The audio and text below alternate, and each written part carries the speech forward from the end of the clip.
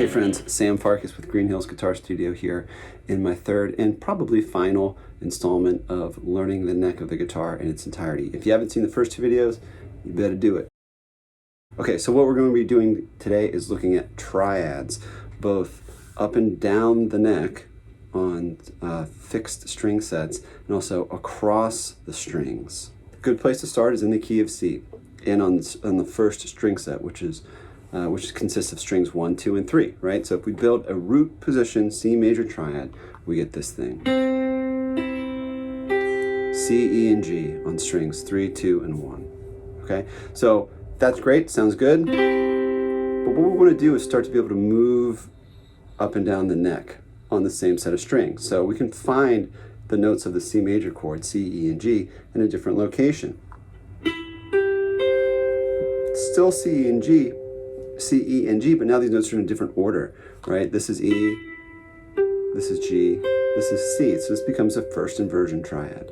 We can repeat this process at the 12th fret. We get G, C, E. This is our second inversion, okay? So root position, first inversion, second inversion. Now you might be saying, hey, well, there's more C chords on that string set than what you've demonstrated, and you would be right. Okay, so we could play the second inversion full octave down. G, C, E. And this should look familiar. This is part of kind of the classic C chord that we all learned. Right, it's the top three strings. Likewise, you could repeat what we've played down here in root position, 12 frets above, an octave above, all the way up here in 15th position. You know, and depending on what type of guitar you're playing, you may be able to even squeak one more C chord out of this. I don't know how musical that is. It's maybe useful, I don't know. But at the very least, having the root position and the two inversions under your fingers is a great idea. And keep in mind, this is just on strings 1, 2, and 3, right? We're just moving this up and down.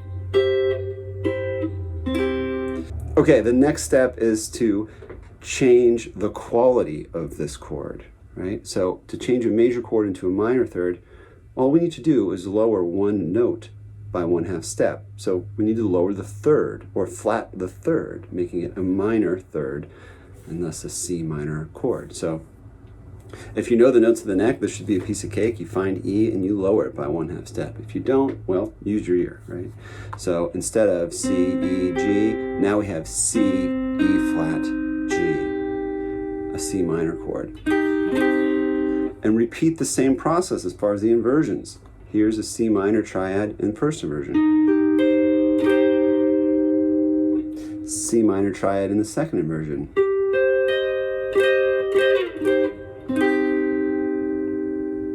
Right? The next step is to make this a diminished triad. So now we have a lowered third and a lowered fifth. So C, E flat, and G flat. It looks like this.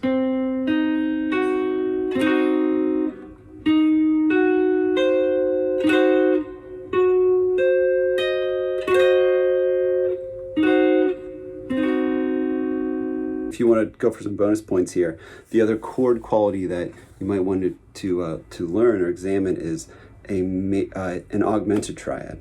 An augmented triad. So that's the major triad with a raised fifth. It would look like this. Here's root position, C, E, G sharp. Move it to the next inversion.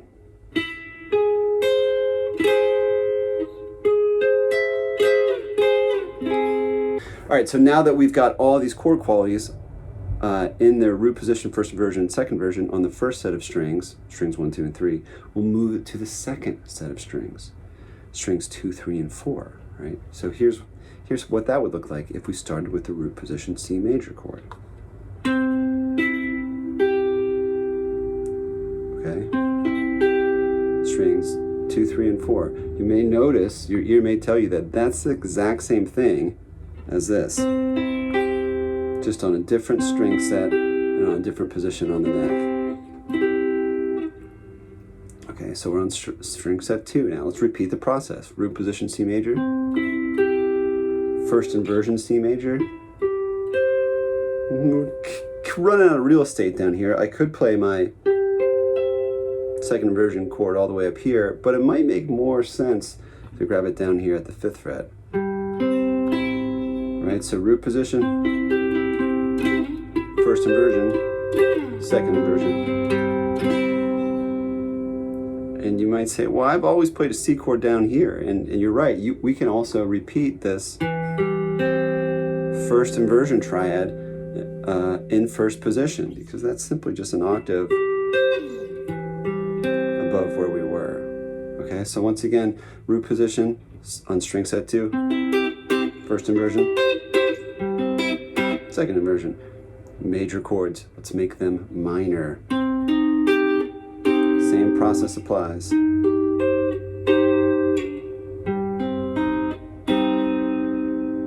Let's make them diminished, lowering the 5th.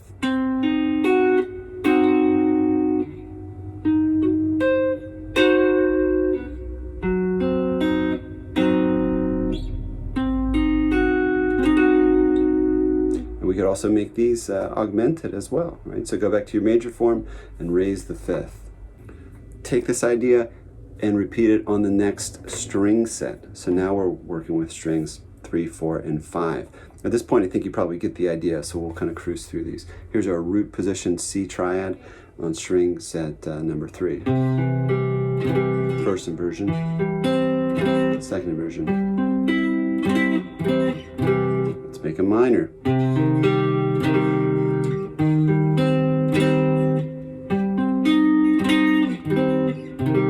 Let's make them diminished. Oh, we can't.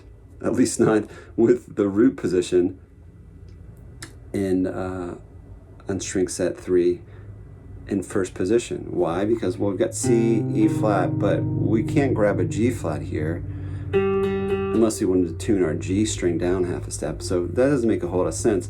So that chord is not particularly useful right here, right? But we can play it in the second inversion, E flat, G flat, and C. It's a nice diminished triad, right? And we can move up to the next inversion, G flat, C, E flat. And we can take what we were going to play at first position and put it an octave up, right? So we have C, E flat, G. So we can get our diminished triad in root position on string set 3. We just need to play it all the way up here as opposed to down here. No G flat, sorry. Cool. Final string set, right? Let's do the same exact thing on strings 4, 5, and 6. So that would look like this. Here's our root position C chord. I play this all the time, just incidentally. I love to play my C chord here. Whoops, added an extra C. Right? Root position, first inversion. Second inversion, we could run up here and grab this all the way up at 14th position. I don't know how useful it is. It sounds a little bit wonky to me whenever we play chords on the lower strings higher up on the neck. It sounds a little strange. I think that I would move it down here and get this nice resonant C chord with the 5th in the bass, with G in the bass, right? So major,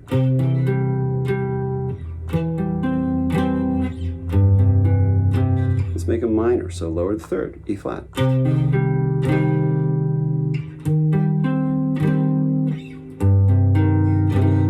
Cool. Let's make them diminished, now lowering both the E and the G to E flat and G flat.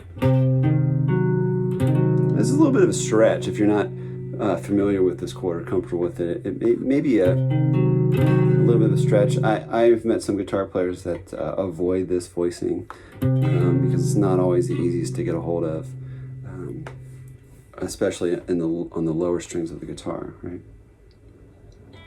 And then we'll keep moving on to the next inversion. So E flat, G flat, C. That's a diminished chord, and we'll go G, C, E flat. Diminished chord here as well. And of course, if you want to make those augmented, you know the deal. Go through and C, E, G sharp, right? E, G sharp, C, G sharp, C, E. And again, no surprise, the actual chord shape, the physical shape, is going to stay the same. You're just moving it around the guitar, okay? So that is all 4 chord qualities, major, minor, diminished, augmented, on in root position, first inversion and second inversion, on string sets 1, 2, 3, and 4.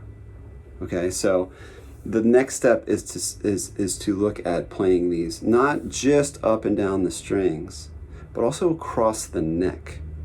Here's what I mean.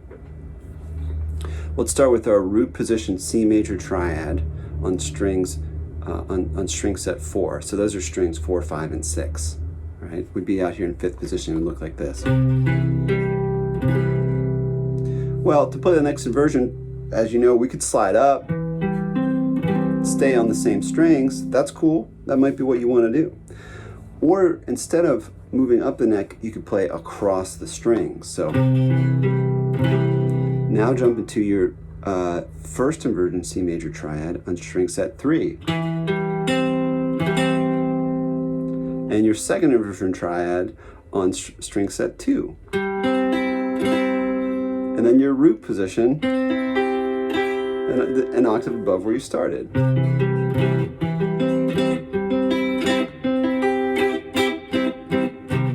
So maybe I'll play a first inversion.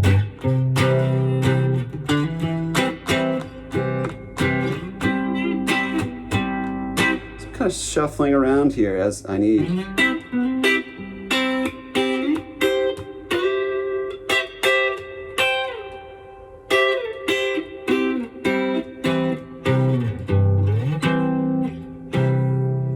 A little bit across the strings, a little bit up and down the neck. What you really want to be able to do is try to make this work with all 4 chord qualities, and of course in any key, right? Not just a C major chord, but anything else. Maybe you want to be able to do this with a G chord. And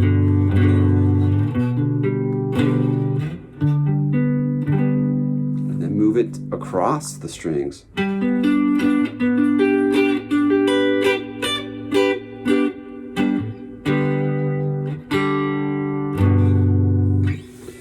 So that is a really great place to start. I think that, I hope that the idea is coming across here. It's learning every individual note on the neck, on every string, being able to play scales up and down the neck on one string with different fingering permutations, and then starting to build chords. And by chords, we're just looking at 3-note chords, triads, and their inversions, moving them through their different chord qualities or chord types, and then eventually through every key. It seems like a lot of work, and it is. The first step is to learn these triads, all the chord types, all 4 chord types, the root position, first inversion, second inversion, up and down the neck, across the strings, all 12 keys. That's a ton of work. Have fun.